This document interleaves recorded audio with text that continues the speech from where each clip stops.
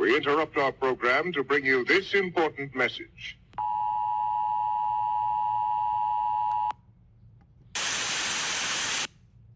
I'm back. Anywhere you meet me, guaranteed to go down. I like the way you ride with that booty on me. It's going down. Go down while you looking lonely. It's going down. Come around and it's all on me. Anywhere you meet me, guaranteed to go down. So, new year, new intro. Let's get it.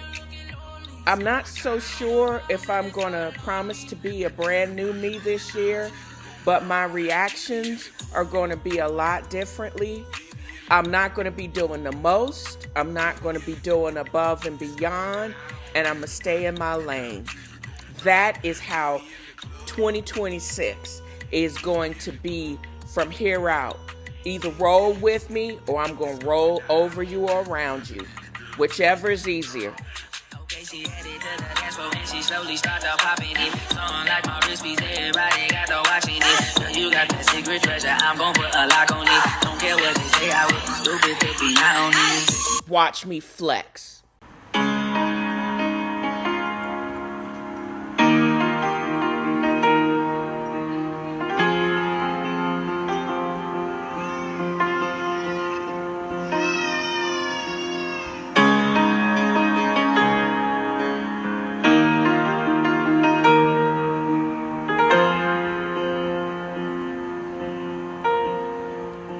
So, hey everybody, welcome back to the show.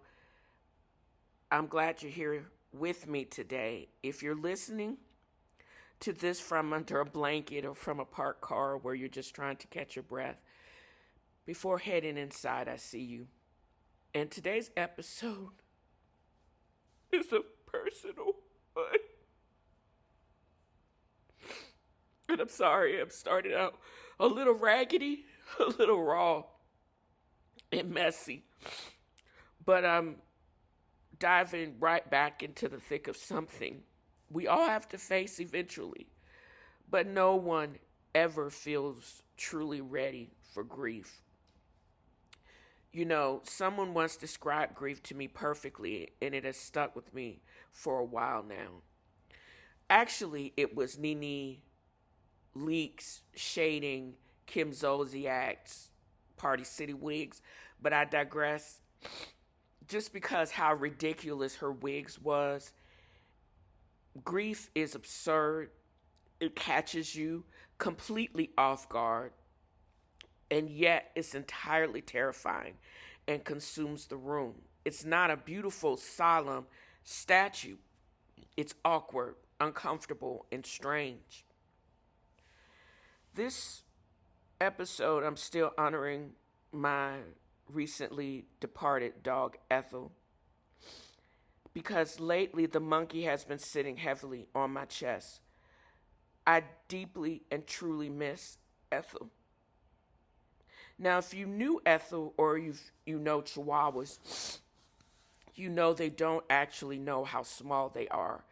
I think Ethel genuinely believed she was an 80-pound Doberman. She said I had the coloring of one, so I just am going to be that. She had the spirit of a guard dog and the courage of a lion right up until the service technician actually walked through the door. I miss her. I miss her barking at motion detectors and flies, treating a blinking red light like a mortal enemy. I miss the routine of her barking at technicians who came to fix things, putting on this massive show of bravado, and then immediately jumping right behind my legs to hide the second they looked her way. She was fierce. She was a coward. She was brilliant. And she was mine. If I'm being completely honest with y'all, that's what we do here. Missing her isn't only thing I'm carrying. There's this heavy, suffocating layer of guilt. She passed away from a blockage in her intestines and aspiration of stomach contents. And the thought that plays on loop in my head is, I didn't know. I didn't know enough to recognize what was happening until it was too late. It is a brutal thing pet loss because they can't use words to tell us where it hurts. And as their caretakers, we expect ourselves to be a know-it-all. We expect to be vets and mind readers, but we are neither. If you're carrying guilt over loss right now, whether it's a pet, a person, or a situation where you think I should have known, I want you to say this to yourself, and I'm trying to say it to myself too. You cannot blame yourself for not knowing, and then what you know now. Love doesn't give us x-ray vision. I love her. I love her with everything I had. And that counts for something, but I'm still hurt.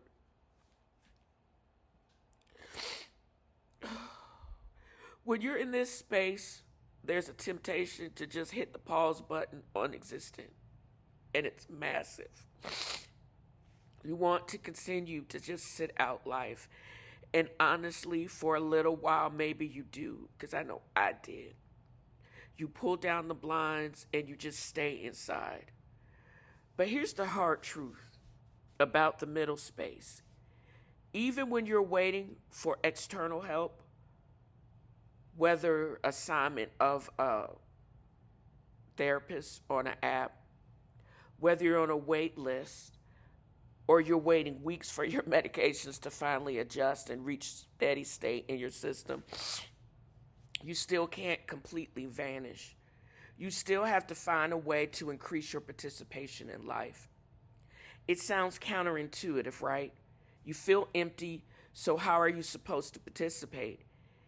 It's not about suddenly throwing yourself a party or pretending you're cured. It's about forcing a tiny bit of momentum, one step at a time. It's choosing one activity you used to enjoy and doing it anyways, like publishing a podcast. Even if you feel completely numb while doing it. Go for the walk, make the coffee, text a friend back, create a podcast, publish a new podcast episode, or publish parts of content and then recycle previous content because you talked that much for over an 8-year period. Just saying. You essentially just have to keep that engine idling so it doesn't seize up on your entirety while you wait for the mechanic. You increase participation not because you feel like it, but because it's the bridge that gets you to the next day.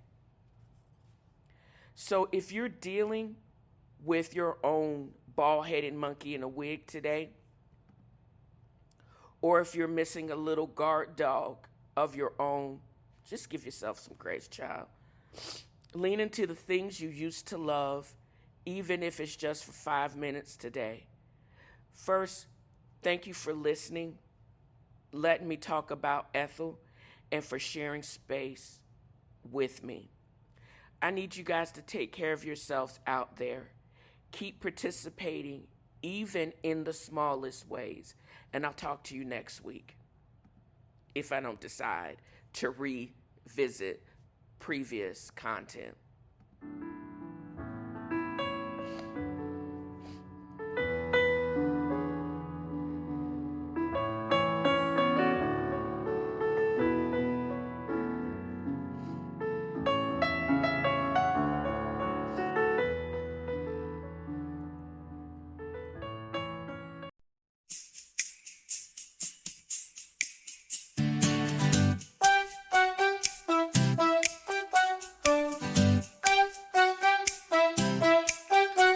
Slow down the morning, speed up the soul.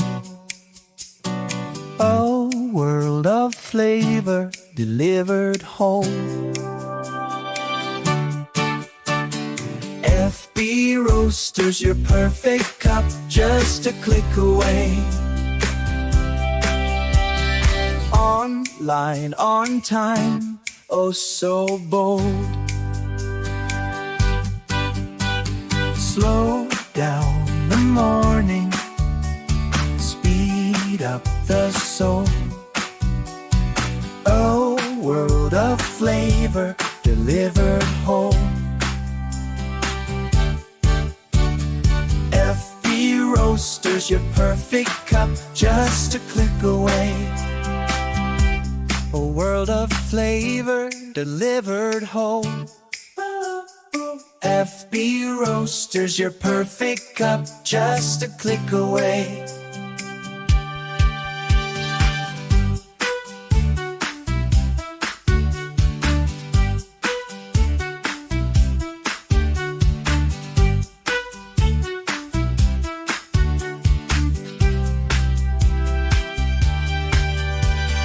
FB Roasters, your perfect cup, just a click away.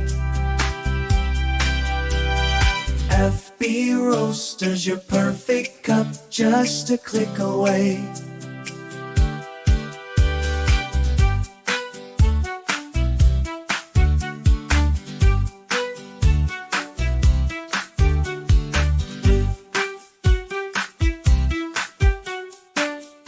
There is a specific kind of silence that only exists just before the sun breaks the horizon. It's a silence that asks you a question. Are you running toward your life, or are you just running? Success has a scent. For me, it's not the smell of a boardroom or a busy street. It's this: single origin, small batch, and slow roasted. Before I give my energy to the world, I harvest a little for myself. This is the foundation of my faceless empire. It starts with quality. Watch the bloom. In the coffee world, they say this is the gas leaving the beans so the flavor can move in. In life, we call this the pause. If you don't let the pressure out, you'll never taste the richness of what you've built. Don't rush the pour. The magic is in the waiting. They told us we had to be loud to be heard. They told us we had to be on to be relevant. But there is a quiet power in being faceless. When you remove the ego, you leave room for the soul. This isn't just a cup of coffee. It's a boundary. It's a declaration that my peace is not for sale. The ritual is complete. Now the day can begin. Join me in the valley this July, and let's find your ritual together. Visit our website to reserve your space. I'll have the coffee waiting. Butterfly in the sky, I can go twice as high. So take a look, it's in a book, a reading rainbow. I can go anywhere. Ways to know and ways to grow, a temporal rainbow. I can be anything. So take a look, it's in a book, a tenfold rainbow. A tenfold rainbow. A tenfold rainbow. I would love to be able to create content on all platforms, or think of content to be created with the assistance of AI, as well as creating podcast episodes based on concepts I've been thinking of for a while. I have 2 podcast channels on Podbeam, and I barely have time to create content on my main podcast platform, because life be lifing and I got to get that bread somehow. While I get interest and streams up, I got to do it. And hopefully one day I can actually make a living from streaming income. It's coming, but it's just not here yet. In the meantime, I still am enjoying selling books online, as well as my coffee online. Back in February of this year, I opened a Shopify store called FB Roasters. And right after that, I started seeing advertisements for these platforms like Zealy and Fame Hero that promises SEO and PR driven by AI to conversion. They say how I went from 10 orders one day and over 50 orders in 24 hours. That's a lie. They basically get your articles about your company index, but there's really no direct conversion attribution. That's why I've engaged them for 4 months on this campaign, and I'm getting ready to shut all of it down once the last 2 of my articles get published. That's the other thing. You have to read the articles closely. I sent back one of the 6 articles I was getting per month back, literally 4 or 5 times, because first they got me in the wrong part of the country, the Midwest instead of the Southeast. Then they had me associated with somebody named Frank and Emily of Chicago. I was like, who are these people? Also, then they called me Frank, and the FB roaster started by Frank. I was like, who is Frank? You mean Felicia? And then they called me a him, and I was like, my pronouns are she and her. Girl, I'm kind of over them, and I've seen no direct conversion, and so that's why I'm getting ready to give Fame Hero the deuces. So, but even in spite of all of those hiccups, the articles that they produce and the real actual breakdown of the articles, you can navigate to dalesangelsinc.blog and my Shopify blog and just click on fbroasters.com, the news. You'll be able to see an updated version of all of the articles that I'm going to detail in this part of a tinfoil rainbow. Because I do have multiple things that I want to basically discuss about my product, and I'm hoping it'll be interesting enough for you to actually go through this part of the episode and just vibe with me. But one thing I've noticed is there really aren't any premium coffee subscriptions. You open the box and the cup, if there is a cup of coffee, is usually stale and bitter. That is why with my quality product, the books that I'm actually attaching, as well as the journal that you'll get, I just thought of something. A use of the journals that I originally ordered for my retreat. I think that would be a better use of the journals going forward. But again, I digress. It's basically the bitterness and the staleness and the flatness that describes other coffee subscriptions, but not mine. Genuine coffee freshness is just not a marketing buzzword. It's a strict roast-to-order workflow that bypasses most warehouses entirely. And I want to believe that my roaster that actually does it for me, that they don't start the process until I basically click order.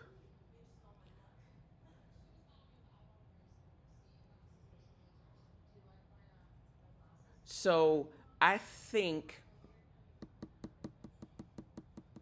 I just got an idea for a clip with these Best Buy dates and a lot of the other things that makes those types of things alive, because on mass marketed coffee and the store shelf stability, the Best Buy date means nothing, because the peak coffee flavor actually degrades within 2 weeks of roasting. So if you think when you buy coffee that you got, and then it stays in your house, even if you did put it in a refrigerator for weeks at a time, there is a distinct difference between how it tastes versus if you were to try mine.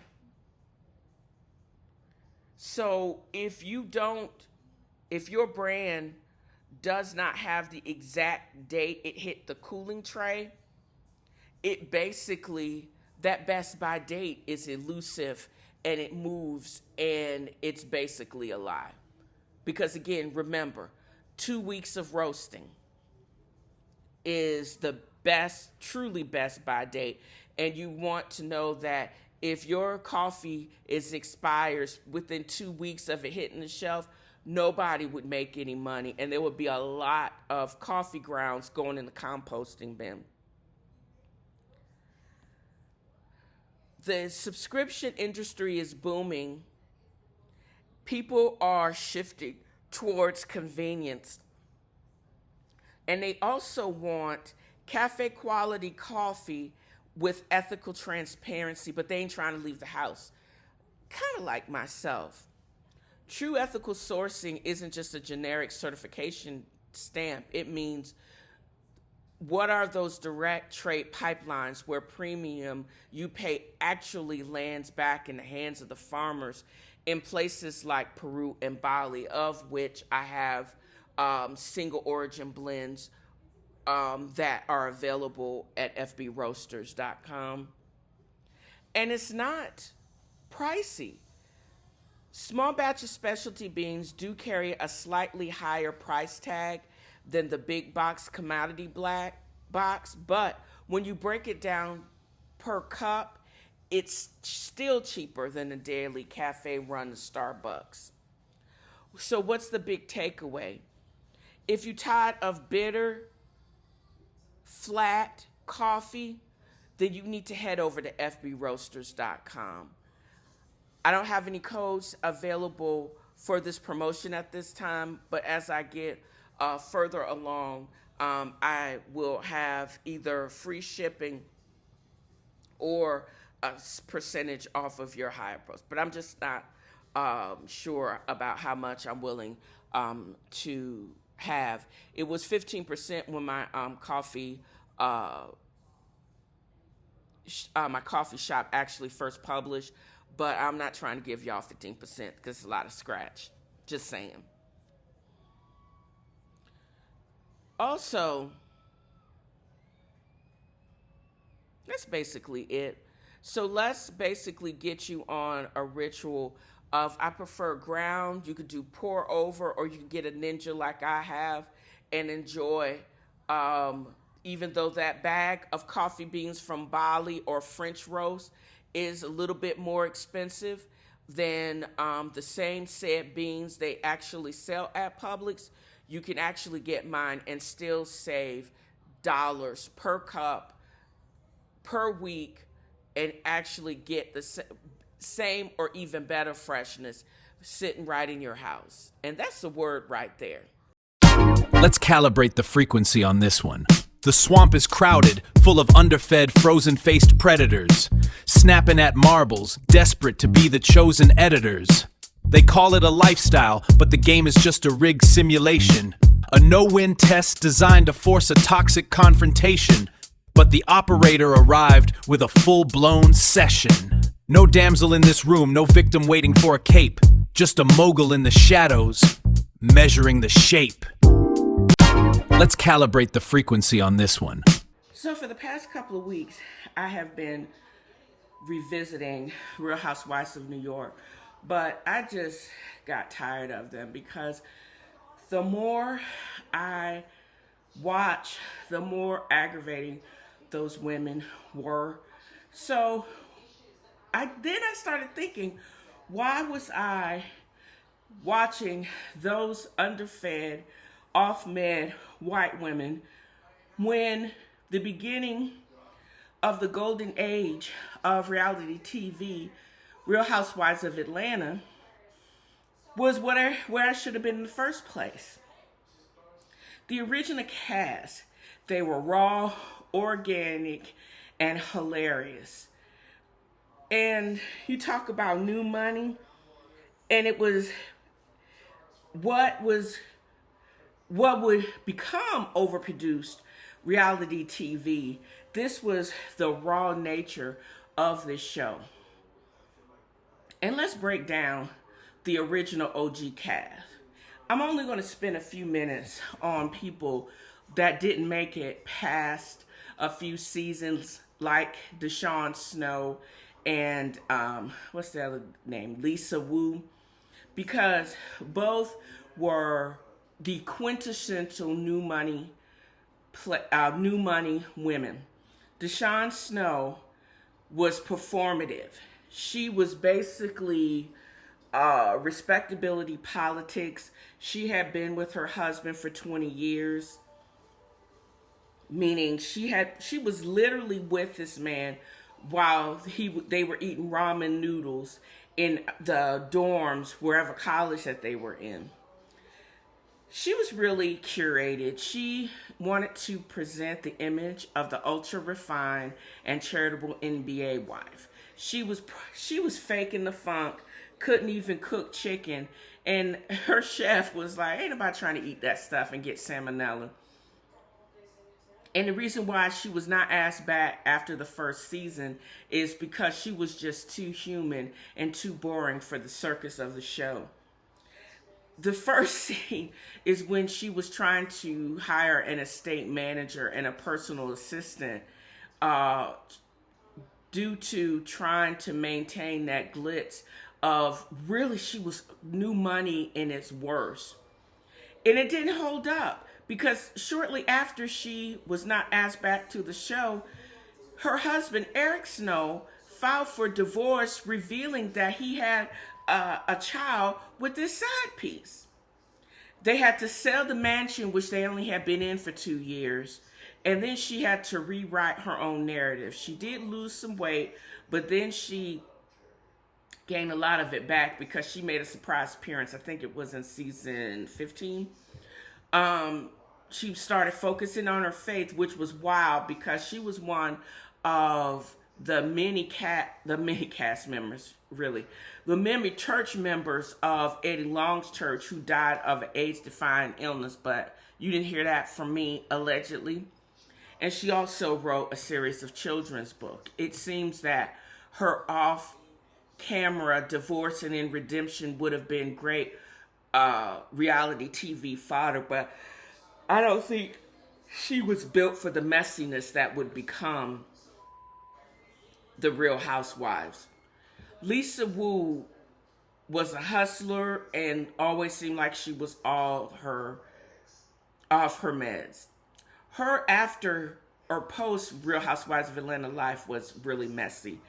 She was partially divorced from Ed Hartwell before he got with Keisha Knight Pulliam, and then he pulled the plug on that marriage, Keisha Knight Pulliam, Rudy, when she was actually pregnant with his child. She actually, that bad head-button son of hers, she wasn't told of the romance and the marriage until the son, who was a baby when he was on the show and was pretty much an older teenager by the time he got with Rudy. But karma is a bitch because Ed did file for divorce from Keisha only months later, and she was pregnant, and then he had the audacity to demand a paternity test. Rudy is now happily married to somebody else and has gone on in her next post-Rudy iteration with Tyler Perry as a recurrent cast member on one of his shows. But still, Lisa, she didn't leave because there was some bad off-camera reputation. She left because she refused to let producers fake drama involving her kids, which we really didn't know about. And then who knew that she was actually married at one time to Keith Sweat, of all people? She stayed in Hollywood. She was producing indie films, acting, and still off acting like she was off meds when she got into some verbal altercation with Nene, because their interaction always seemed kind of performative and like an alliance, and she seems to did not know what to do with Nene's post and during Real Housewives of Atlanta trajectory. Then there's Kim Zolciak. Kim got on my nerves. Kim, and the only person that annoys me even worse is that Amanda chick from Summer House, because she came like on like a damsel with a bad plastic Party City wig. She came on dating Big Papa, an unrepentant side piece, and her solo cups.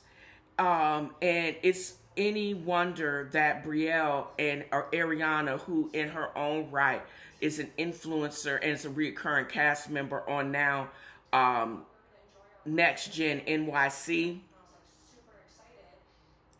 So she came on, got married, and ran through Croy Bierman's pockets, and Kim's Real Housewives of Atlanta, the few years that she was on, and then when she had that 8-year show of Mess, and then the subsequent foreclosures and financial ruin and horrible divorce later, with her drinking expensive wine, token cigarettes, and running through not only Croy's money but also Ariana's money, if you hear her tell it.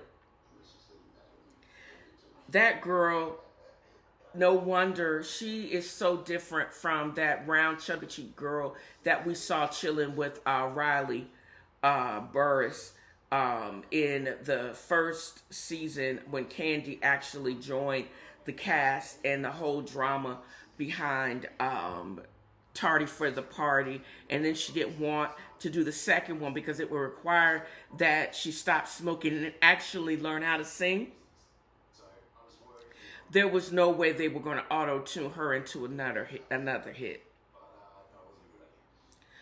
And, you know, just the idea, because soon after Ed left the NFL and then Eric Snow was retired from the NBA, it just seems like the marriages themselves and relationships themselves actually just went kaput, because when all the millions of eyes left them, it seems like they did not know what to do with their non-stardom, and their wives and the relationships actually paid the price. Now, Nene Leakes, she basically, her superpower was she was our proxy. She laughed at the pretension of Atlanta society, and she was basically able to voice in a very funny way what we were thinking. She hit it on the head when she commented just on the pretension and how very private black upper class circles were tied to historic university, politics, and legacy businesses. She was right. The families would never put their lives on a reality TV show, and Real Housewives of Atlanta became an exploration of new money athletes, entertainment figures, and entrepreneurs who wanted the visibility, which is exactly why the show was so loud, flashy, and highly volatile. And she leaned into that and became the breakout star. But then it seems that she and her ego became too big for the cast. And the people that helped to steer her right, like Carlos King, when he left, it basically felt like the wheels came off the wagon and there was nobody from his team or the site producers that could actually garner the same type of reality that he could. And then there was no way, there was no reining her in, and there was no reason for her to stay. And then with the long-standing lawsuit with her and her faux alliance with Bethany Frankel, it took her almost a decade to actually get back to the network. So there you are. And the only one I'm going to do somewhat of a deep dive to the most shallow and delusional of the housewives is one of the long-standing, long-running OGs, the She by Sheree of it all. She thought she was the queen of the castle, and therefore the 15-year struggle to actually get Chateau Sheree built. It was plagued by lawsuits from contractors, fines from the city for not having certificates of occupancy, and just endless delays. From the time that they not even broke ground when they tore up the perfectly good structure, and she tore it down to build a library, and the bitch can't even hardly read or have a roller rink, and by the time she got in, her kids were actually grown. It was just exercise in stupid. She by Sheree became the running joke of the franchise, the quintessential, a fashion show with no fashion. 14 years, she finally launched a casual athleisure wear during her run when she came back for the second time on season 14. But that launch was hit by criticism over high price points and tech glitches, because it seems like the site was down more than it was up.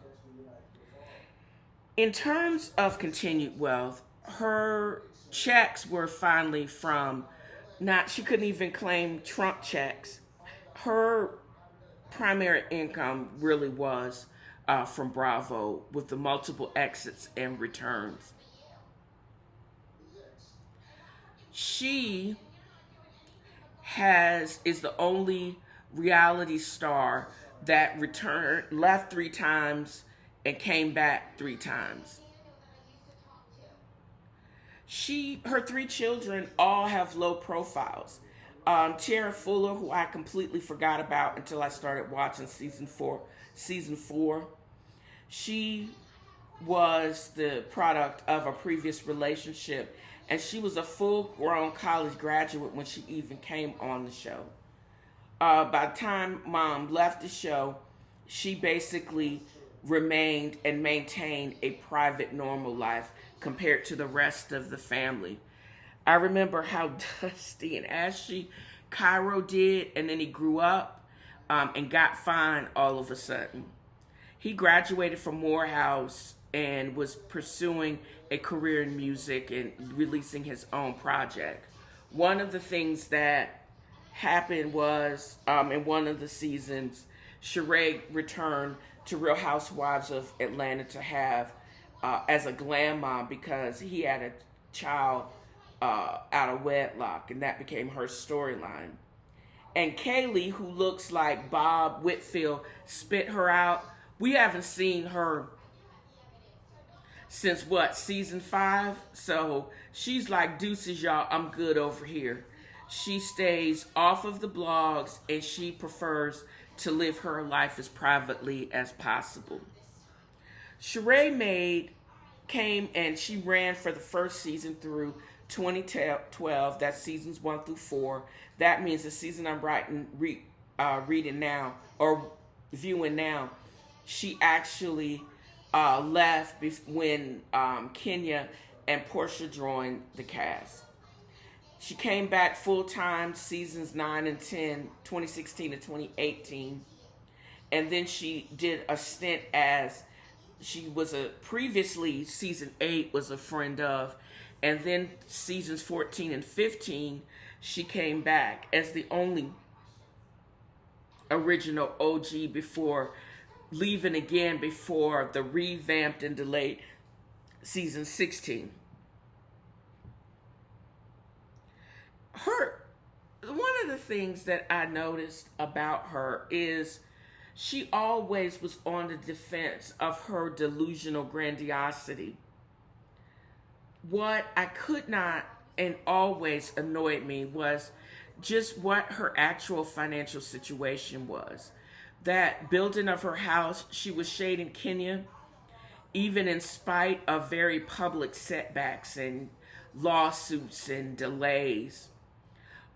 She leaned heavily into her bone collector persona, delivering gossip from one camp to the other to spark conflict.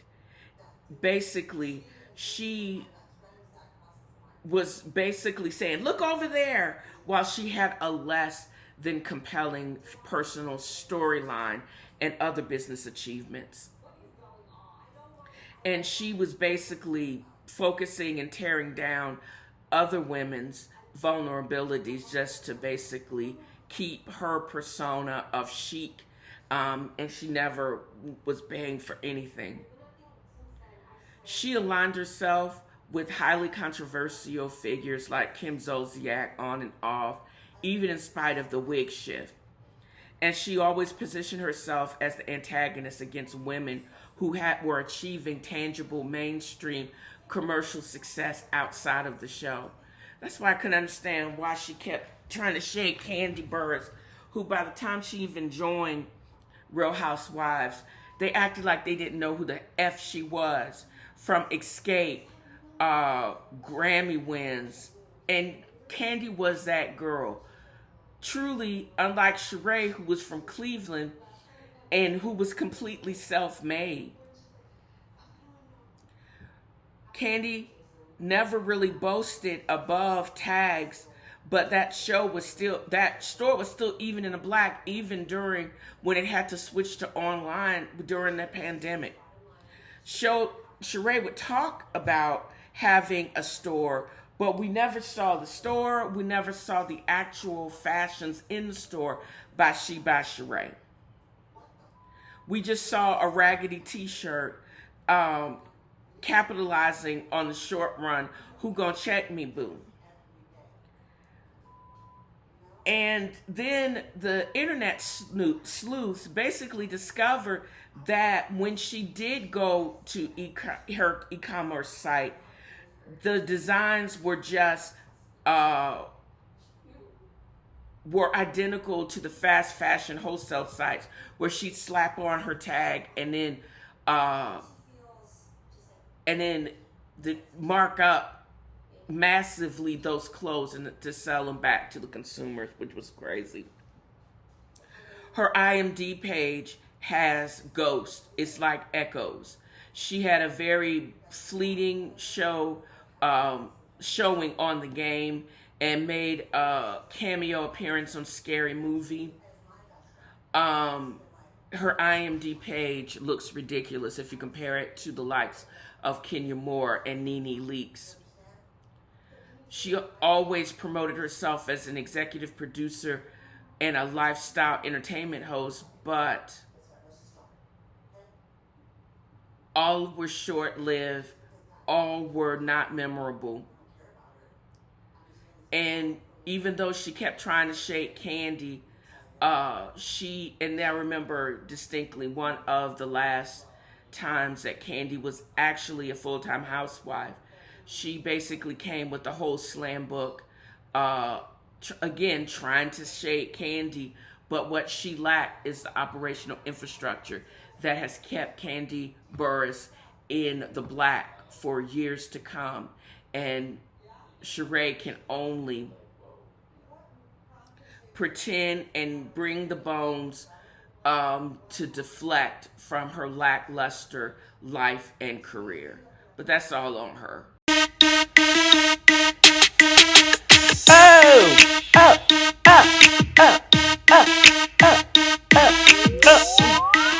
You can take the girl out of the hood, but you can't take hood music out the girl. But I'm going to end this with a word, just as I started this podcast. Do or do not do. There is no try. And that's a word from Yoda. I hope I have conveyed just how much fun I have had in creating this podcast. I've got my mojo back. set your intention or reset your intention. It could be daily if necessary. Mine is peace. No mental dumping over here. If I'm acting like I'm not listening, I'm probably not. I'm not your therapist. I'm not a therapist. Keep the crazy to yourself, child. You do you and leave me be. The sooner you figure that ish out, the happy you will be. So this is what I want to convey in this podcast. And that wraps another of FAFFO has a fro. Join me next time as I throw shade and point out the shade and simply have fun. Y'all have a great new year.